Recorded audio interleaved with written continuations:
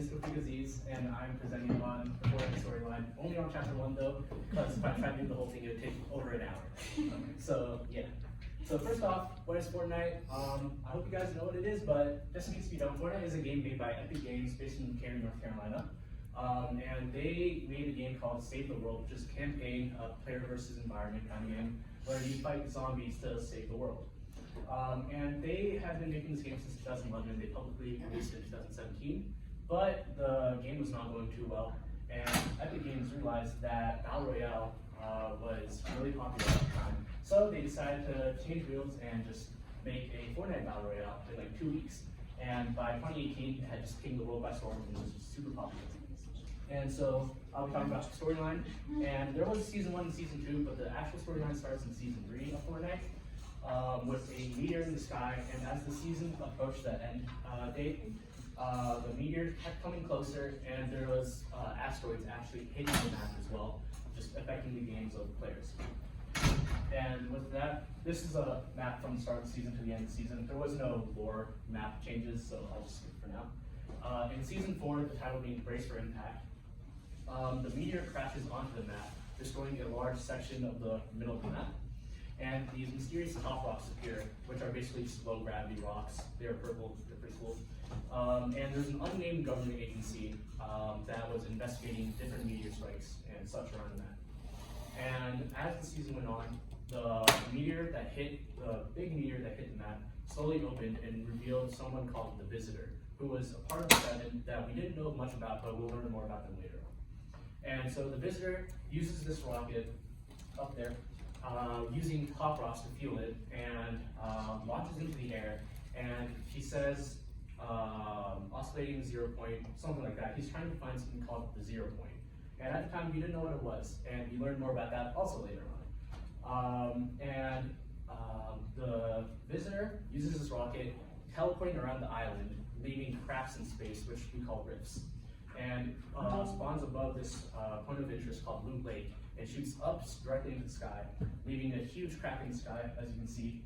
And as the season came to a close, different items from like Earth, from different realities, started teleporting in, as some stuff from Reality 0, which is Fortnite's reality, started teleporting out. And yeah, as you can see, that's where the big meteor hit, and that's the main map change. And yeah, you're a little bit. Alright, season 5, worlds collide. So, just like how it was happening at the end of season 4, different realities were being brought in while reality 0 was being brought out. And the crack in the sky, eventually it started to grow a little big, but then it did start to shrink. But as it started to shrink, it started to turn a little purple, and right before it disappeared, it shot a lightning at the ground and spawned in a cube that the community just started calling Kevin. I don't know why, but they started calling Kevin the Cube. And so Kevin started rolling around the island, and every now and then would just leave a rune on the ground, as you can see up there. And this rune, we didn't know what it was, but it left 6 more runes just like that around the map before going to Loot Lake, which is where the Visitor was right before he went to the sky, and just kind of rolled in and melted like that. And there isn't much of a map change that you can see with the mini-map, but in season 6, Darkness Rises, Kevin all of a sudden reabsorbs itself underneath the main house at Loot Lake, and it causes a tornado kind of thing, lifting the main island up, and just kind of leaving a vortex at Loot Lake. And Kevin just kind of goes around the island to where it left the ruins before, and just lifts up that part of the land, and just kind of absorbs the energy, as you can see in that right picture. And as Kevin starts gaining this energy from the different runes and the corrupted areas, eventually he goes back to Loot Lake, where it separates the island, as you can see there. And this starts off just darkness all over the island, with cube monsters spawning in, and they're just basically zombies everywhere around the map. And it was just darkness everywhere. But as Kevin started using this energy, it actually started decaying because of how much energy it was using. And it kind of launched all the players into the butterfly event, which is basically a reality called the In-Between, where we had no idea what was happening. It was just like we could see every single multiverse. And all of a sudden, a rift butterfly came to us, and it was just wandering around us until we touched it, and we rifted back to the island. And all we could find was Kevin's remains in a very peaceful area around Loot Lake.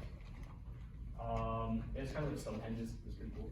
But yeah, and as the season came to an end, we could actually see a blizzard coming from one of the corners of the map.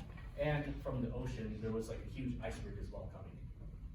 Which then, oh yeah, here's the corrupted areas around the map and Loot Lake changing. With the blizzard coming, season 7, you better watch out. The iceberg crashes onto the island, and there's the iceberg crashing onto the island. And the main iceberg had a castle on top of the island. A castle on top of the iceberg. And slowly, as the season goes on, the iceberg starts melting. And this being called the Ice King appears. And he starts panicking that the ice is melting and decides to freeze over the whole island in a snowstorm. But then that doesn't really help. The snow starts melting back again to even less what it was when the iceberg first crashed. And as the castle also started melting, it revealed a dungeon with a prisoner inside. And eventually, as the snow started melting more and more and more, the prisoner escapes and just runs off to the opposite side of the island. And as the prisoner escapes and tries to escape even more from the Ice King, there are small tremors and fissures forming that quickly turn into earthquakes, just kind of ripping up the island. And